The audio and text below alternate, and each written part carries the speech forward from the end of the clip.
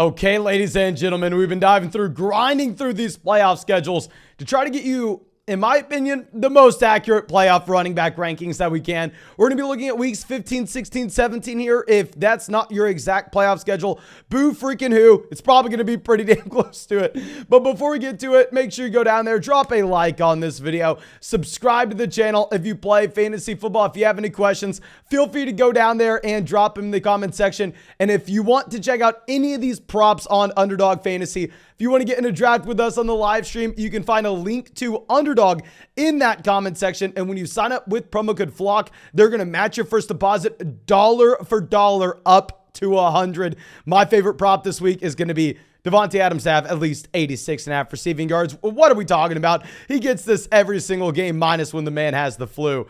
But I think that should be it. Let's go through. Let's dive into these rankings. Starting off, numero uno, we are going to have Derrick Henry. I know this is surprising. Usually we're not putting Derrick Henry up here. Usually I can say, okay, well, Derrick Henry, phenomenal, gets to 100 rushing yards each and every week, but hell, he doesn't catch the ball like Saquon Barkley. He doesn't catch the ball like Austin Eckler. Well, Derrick Henry arguably has the #1 fantasy football playoff schedule this year. He gets to play the Houston Texans. He gets to play the Los Angeles Chargers. I mean, what else could you ask for? What's also nice with the Tennessee Titans is we know this is a team that's going to be battling it out for that playoff spot, that playoff seeding. Obviously, they're winning the division here. But still, let me know what y'all think. I mean, obviously, we're nitpicking with this top tier. We're going to go Saquon Barkley at 2. We're going to go Austin Eckler at 3. If we're going to look at that tie break between Barkley and Eckler, I mean, the main reason we're going to put Eckler one spot behind Barkley is just while Eckler has been the running back 1 so far this season, I'd imagine the situation gets a little bit worse for him going forward. He's been the running back 1 because they've had no other option but to just force feed targets down his throat when you've had no Keenan Allen pretty much the entire season. Mike Williams has missed a decent amount of time. Well, I'd imagine for the end of the year, we'll have both those wide receivers healthy, or at least hopefully, we'll have both those wide receivers healthy, and maybe they have to use Austin Eckler a little bit less, and we know the Barkley usage isn't going anywhere. But dropping down to our next tier, we are going to be aggressive here. Y'all know a few weeks back, we said while Jonathan Taylor was being valued as a running back 2, people were full-blown panicking to trade for Jonathan Taylor for a multitude of reasons. One being the fantasy football playoff schedule he has. Jonathan Taylor arguably has a top 5 fantasy football playoff schedule. Now, unlike Derrick Henry and the Tennessee Titans, what is going to be a little bit frustrating is the fact that the Indianapolis Colts probably aren't going to be playing for anything unless Jeff Saturday can turn everything around here, which probably not going to be the case. Colts will most likely not be a playoff team, which does somewhat worry you whenever we are looking for the end of season participation with these bell cow running backs. But still, the schedule, the usage we had this past week where the man played 60 out of like 65 snaps, I'm comfortable putting him here. We're going to go CMC at 5 with Christian McCaffrey. I still would easily view him as that top 5 running back, even if Elijah Mitchell had 19 touches this past week. If you look at the underlying snaps between CMC and Elijah Mitchell, this is still going to be a 75% backfield split going in the favor of CMC. Yes, maybe he's not getting 100% of the touches like we saw in Carolina, but still, please don't be fading Christian McCaffrey because what we had. And then we're going to go Nick Chubb at 6. Nick Chubb doesn't have the best schedule. It is what it is. Very interested to see how Nick Chubb's going to perform with Deshaun Watson. I know a lot of people are saying Watson's going to be bad for Chubb because this team's going to look to throw the ball a little bit more, run the ball a little bit less. That's probably going to be true. But at the same time, this team's probably going to have more sustained drives, more trips to the red zone, and more touchdown upside for Nick Chubb. So maybe we have fewer carries, but a more efficient, more prolific offense, which will probably cancel each other out. Let me know what you're thinking down in the comment section regarding the usage of Nick Chubb when Deshaun Watson's in here. But dropping down to our next tier, we're going to go Kenneth Walker and Travis Etienne at 7 and 8. Let me know what y'all are thinking. I mean, I have been sitting here thinking about this for a long time. I would probably rather have Etienne over the next month than Kenneth Walker. But if we really sit here and think about these two running backs, I think that they are almost identical. And if I'm having to break a tie in one direction, I will break the tie in favor of Kenneth Walker, given the fact that this is a running back that's playing on a team that will be going to the playoffs. that's playing on a team that's probably going to be competing with San Francisco down the stretch to win the division. So if they are this close for me, I mean, I would be fine if you wanted to take Etienne over him. We're going to give Kenneth Walker the benefit of the doubt because he is on a competitive roster.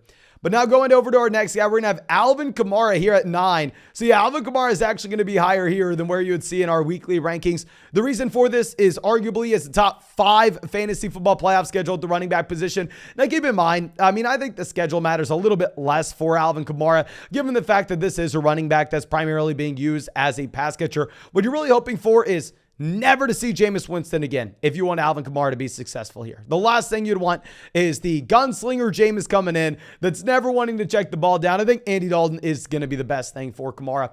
Then we're going to go Dalvin Cook at 10.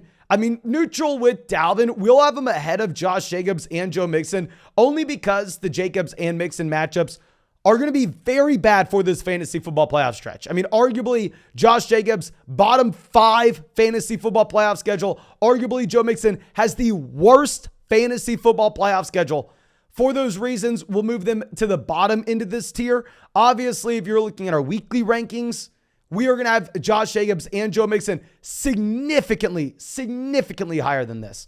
But we've had some people out in the live chat as of late telling us, Mason, you probably need to be a little worried about the Joe Mixon schedule.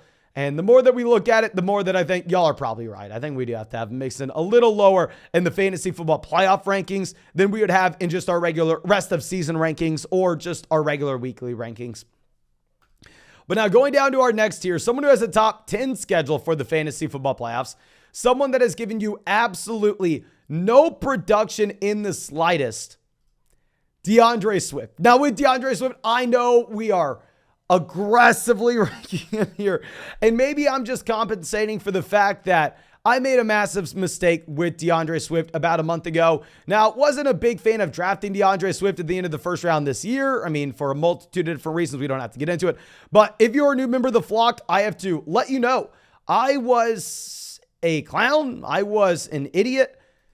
When DeAndre Swift was returning from his injury, I was coming through and saying, oh my gosh, I think DeAndre Swift can step into a very good Detroit Lions offense that, I mean, is kind of in desperate need of a pass catcher here and be a top 10 running back rest of season and immediately come in and take that role from Jamal Williams. And in a full PPR format, we should be very excited about the upside of a DeAndre Swift.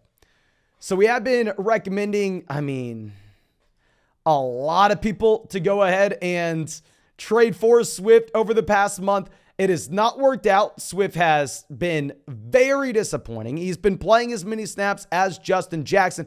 It's been gross. While I don't necessarily want to just jam him in this week if Jamal Williams plays, he does have a top 10 fantasy football playoff schedule. And if we get full practices for DeAndre Swift on Wednesday this week, which happened, maybe I'm just being an idiot here, but I'm ready to buy into Swift on a full PPR format again, even though I feel like we're probably just going to burn some people like we did last time. But now going down to our next guy, Aaron Jones, same exact player as DeAndre Swift, a running back that's heavily involved as a pass catcher. I would make the argument that at this point, while yeah, the Packers are probably a better team than Detroit Lions because what they can do defensively, I mean, on the offensive side of the ball, you still prefer the Detroit Lions over the Green Bay Packers, which obviously is a little crazy here considering the fact we're rolling with Jared Goff rather than Aaron Rodgers. And also, I would assume that A.J. Dillon maybe gets a little bit more involved as we go later on in the year. He is the younger player. I mean, he is the ascending player.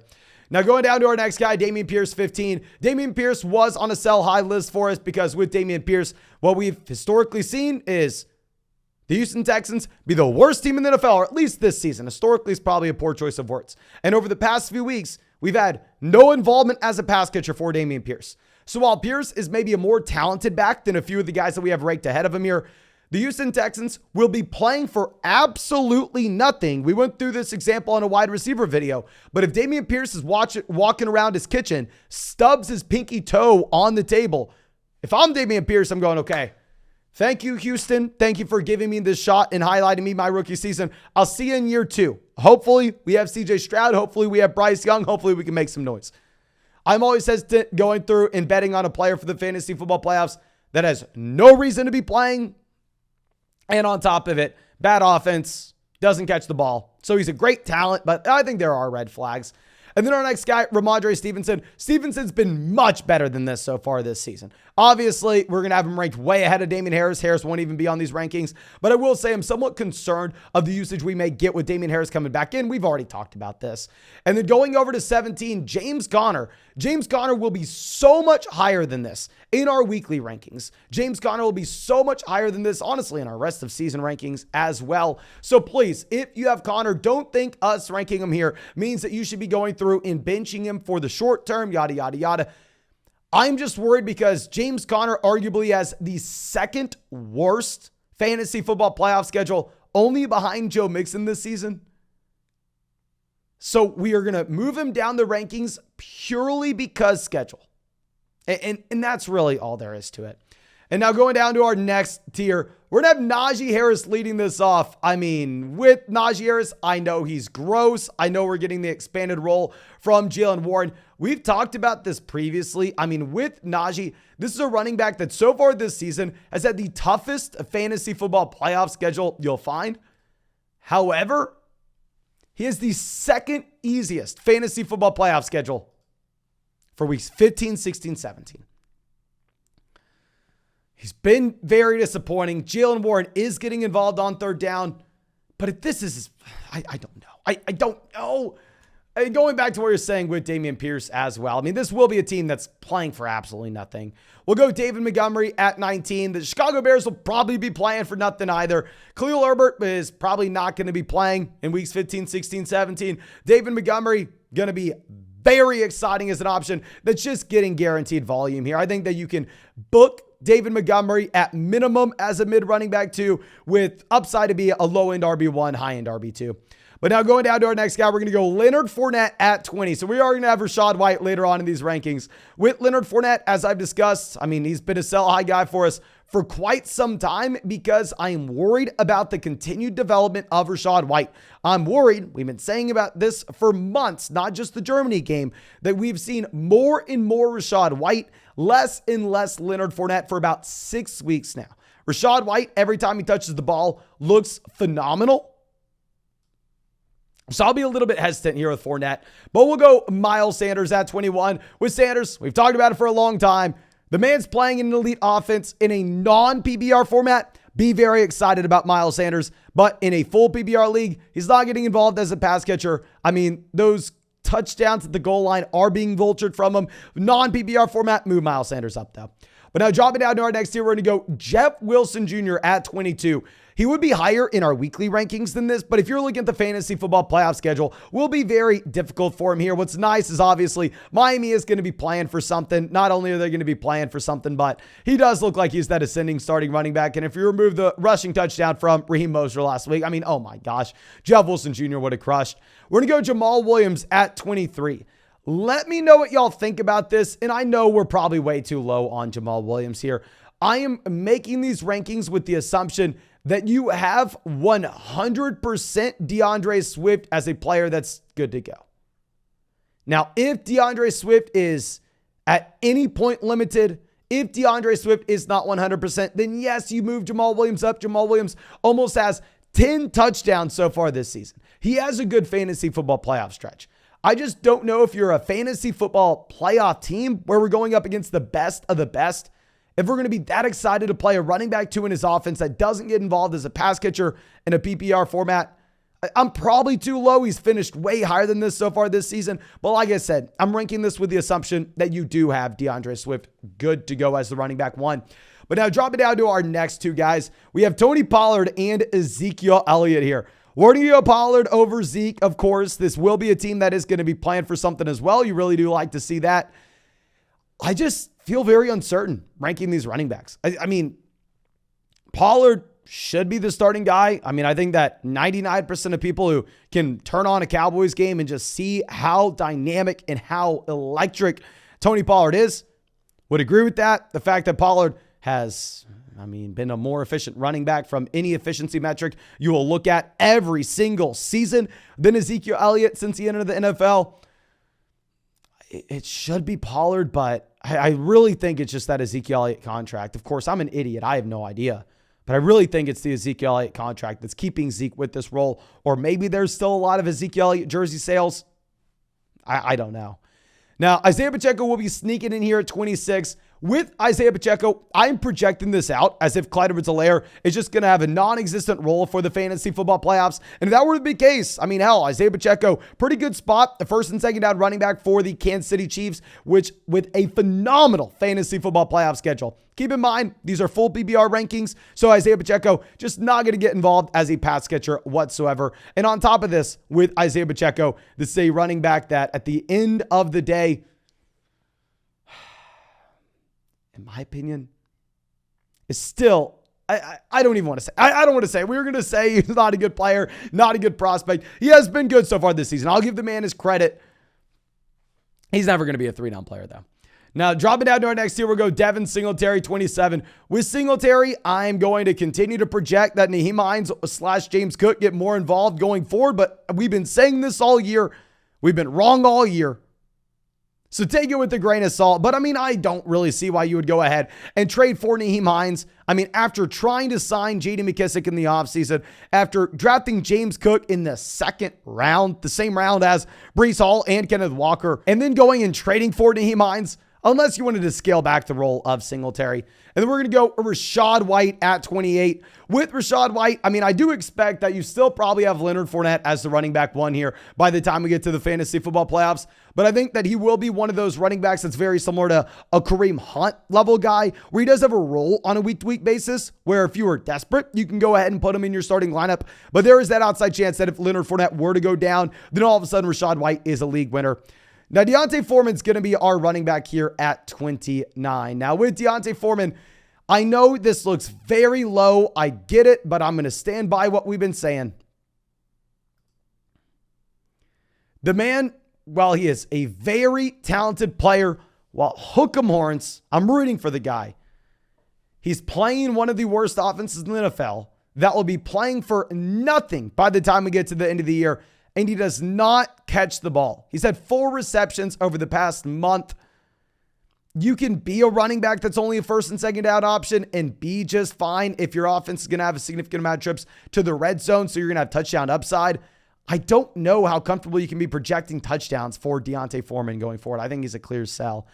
And then dropping down a tier, we're going to go Michael Carter at 30. You know what? We'll include Michael Carter in the same tier as Foreman. And then because Carter does have a really nice fantasy football playoff schedule, what's difficult is it's Michael Carter. I mean, it's the New York Jets. I mean, I think James Robinson will be involved as well. We have a lot of players right outside this that I'd really like to have your opinion on. I mean, we have J.K. Dobbins, who will presumably be healthy, but will he ever escape the fact that the Baltimore Ravens want to be using a 3-man running back by committee in Baltimore? We have Cordell Patterson, who will also be a player that's on one of these teams playing for nothing, that as it stands is in a 4-man running back by committee in a horrendous offense. We have Antonio Gibson, Brian Robinson. We don't know if J.D. McKissic will be back. And if J.D. McKissic is back, then at that point, I mean, hell, you're going to be in a spot where you're in a 3-man running back by committee in a very bad NFL offense. I know Brian Robinson was dominant this past Monday night, but keep in mind with Brian Robinson, I believe the man has 7 receiving yards this season. I mean, don't quote me on that. And then going over to Kareem Hunt. I mean, with Hunt, elite ceiling if Nick Chubb were to go down, but at the same time, are we wanting to start him in the fantasy football playoffs with a healthy Nick Chubb? I'd say the same thing about A.J. Dillon. I'd say the same thing about Elijah Mitchell. All these running backs will have relatively small roles as is. They're running backs that I mean, value higher than some of these other names just because the upside if the starter were to go down in front of them. But if you have Aaron Jones, Nick Chubb, and Christian McCaffrey all healthy, I mean, I think if you're starting these running backs in the fantasy football playoffs, playing the best of the best, you're going to be behind the 8 ball. But I think that's all I got for you. Of course, thank you so much for checking out the video. If you enjoyed it, go down there, drop a like, subscribe to the channel if you play fantasy football. If you have any questions, drop them down there in the comment section. And in that comment section, you can find a link to Underdog Fantasy, where they have all these cool player props. And when you sign up with promo code FLOCK, they're going to match your first deposit dollar for dollar up to $100. My favorite line is the Davante Adams, more than 86.5 receiving yards. Like we said, I mean, there's only been one game that he has not hit this so far this season if we remove the flu game. And you have no Waller, you have no Renfro, easy money. But I think that's all I got for you. Of course, thank you so much for supporting the channel. Hope you have a great day and hope we get to see you in the live stream tonight.